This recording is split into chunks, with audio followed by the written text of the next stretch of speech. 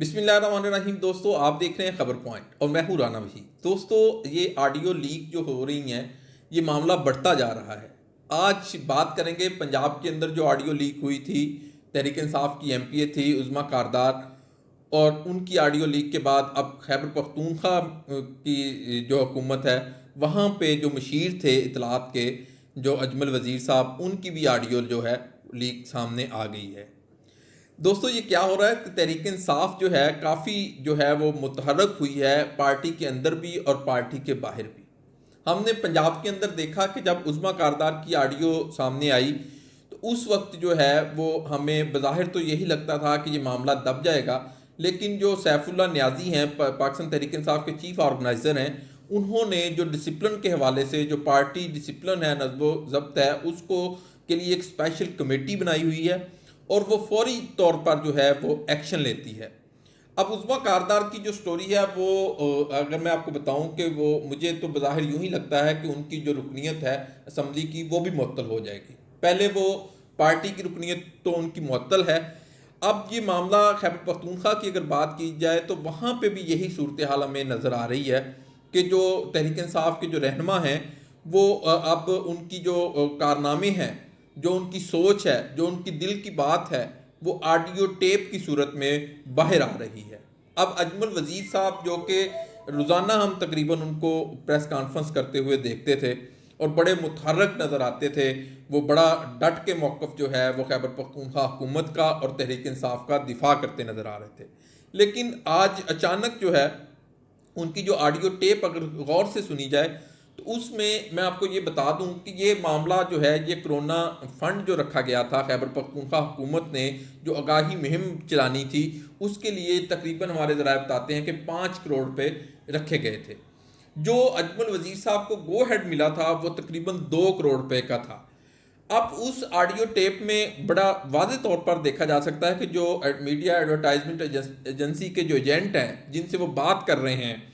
कि तकरीबन 2 करोड़ रुपया उनको जो मिला है सेक्रेटरी हुकूमत की जानिब से, तो उन्होंने कहा कि इसका कितना परसेंटेज बनती है, कमीशन कितना बनता है। तकरीबन 25 लाख रुपया वो बता रहे हैं ऑडियो टेप के अंदर। और वो सेल टैक्स का भी कोई शोर वहाँ पे आ रहा है उसके अंदर, लेकिन ये एक लहदा है कि वो 25 जो है वो लाख रुपया जो है, 2 करोड़ का कमीशन वो बता रहा है जो एजेंट है। तो उसके अंदर मैंने ये भी देखा उस ऑडियो टेप में कि एक बड़े आला अफसर जो कि खैबर पख्तूनख्वा इंफॉर्मेशन डिपार्टमेंट के हैं, उनका नाम भी लिया जा रहा है। और उसमें अजमल वज़ीर साहब ये भी फरमा रहे हैं कि कुछ अफसरान जो हैं उनकी बात नहीं मानते, उन्होंने उनको बहुत तंग किया हुआ है, वो कंफर्टेबल भी शायद नहीं थे चूँकि उनकी बात नहीं मानी जा रही थी। चेक एंड बैलेंस जो कि महमूद खान वज़ीर आला हैं, मैं तो हैरान हूँ ये पहली टेप के ऊपर वो कितने मुतहर्रक नज़र आए हैं। और ये अच्छी बात है कि वो चेक एंड बैलेंस रखे हुए हैं वहाँ पे हुकूमत के ऊपर और अपने वज़रा के ऊपर, अपने मशीरान के ऊपर। और उसमें जो ये एक मौक़िफ़ था जो ऑडियो टेप से हमें मिला। दूसरा मौक़िफ़ जो था वो अजमल वज़ीर साहब का जो सामने आया, उनका कहना है कि मैंने ज़ाती मसरूफियात के बायस जो है वो इस्तीफ़ा दिया है। तीसरा मौक़िफ़ जो सामने आया वो कामरान बंगश, जिनको अभी जो कलमदान दिया गया है इत्तलात का, उनका ये कहना है कि इनको मुबैना जो ऑडियो टेप है इनकी सामने आई, उस पर निकाला गया है। तो दोस्तों, ये एक बड़ी कंट्रोवर्शियल स्टोरी इसलिए बनी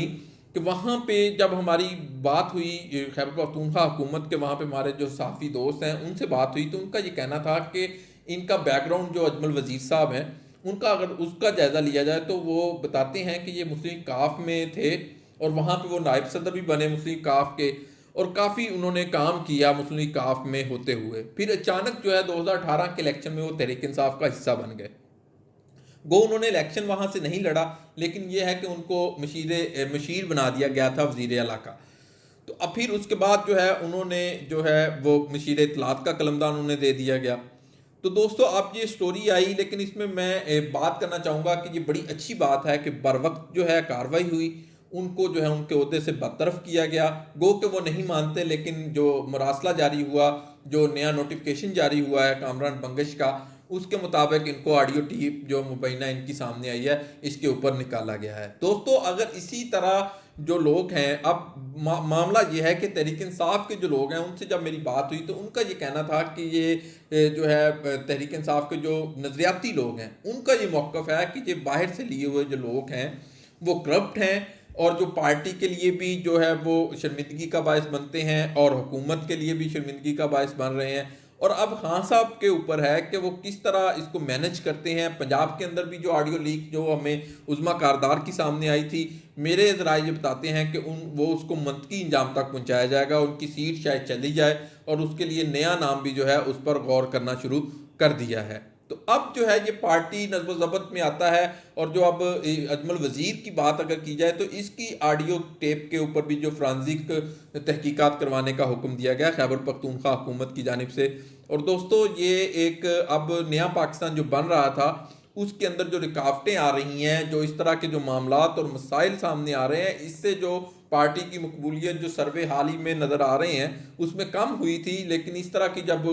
ऑडियो टेप सामने आएंगी जो करप्शन के ज़ुमरे में आती हैं, जो उनकी गुफ्तगू है मुबैना तौर पर, उसमें इस तरह पार्टी की बदनामी होती है। तो अब ये है कि खान साहब को ये डिसीजन लेना पड़ेगा कि right job for right person के लिए उनको काम करना पड़ेगा। पंजाब के अंदर भी इसी तरह ही होना चाहिए। और जो सैफुल्ला न्याजी हैं उन्होंने मेरे ज़राए बताते हैं कि इमरान खान साहब को जो पंजाब में ऑडियो टेप का मामला था उसके हवाले से आगाह कर दिया है और अब उसके ऊपर जो है अमली एक्शन जो है वो होने जा रहा है। और जो उज़मा कारदार है शायद उनकी जो पंजाब असम्बली की रुकनीत है वो भी जाती रहे, पहले पार्टी की रुकनीत तो उनकी चली गई है। तो अब खैबर पख्तूनख्वा की अगर बात की जाए तो ये भी शफाफ और फ्रांसिक रिपोर्ट सामने आनी चाहिए, पब्लिक होनी चाहिए, ताकि लोगों को पता चल सके कि करप्ट कौन है और सच्चा कौन है और उनका मौक़िफ़ जो है वो ज़ाती मसरूफियात थी या कि उनकी मुबैना तौर पर जो ऑडियो लीक हुई है जो करप्शन के ज़ुमरे में आती, जो बातचीत हो रही है उसमें कमीशन की बात हो रही है, इसके ऊपर जो है वो सामने आनी चाहिए। दोस्तों इसी तरह आज आपकी वीडियो के अंदर मैंने आपको जैसे बताया कि पंजाब के बाद खैबर पख्तूनख्वा में भी ऑडियो टेप सामने आ गई है। अब हुकूमत को, चूँकि अब हुकूमत पुरानी होती जा रही है, तो इस तरह के मामला जो है वो सामने आएंगे। और अब हमें देखना चाहिए कि हुकूमत को गवर्नेंस की तरफ तवज्जो देनी चाहिए, ताकि इस तरह के मामला आए रोज़ जब सामने आएंगे तो फिर इससे तहरीक इंसाफ की मकबूलियत जो है वो और कम होगी और जिससे पार्टी की भी बदनामी होगी और हुकूमत की भी बदनामी होगी और आइंदा इलेक्शन के अंदर ये मसाइल का सामना करना पड़ेगा। अगर दोस्तों हमारी वीडियो अच्छी लगी हो, हमारे चैनल को सब्सक्राइब करें, लाइक करें और शेयर भी करें और ताकि बेल आइकॉन पर ज़रूर प्रेस करें ताकि हमारी आने वाली जो वीडियो है आपको बर वक्त मिलती रहें। शुक्रिया।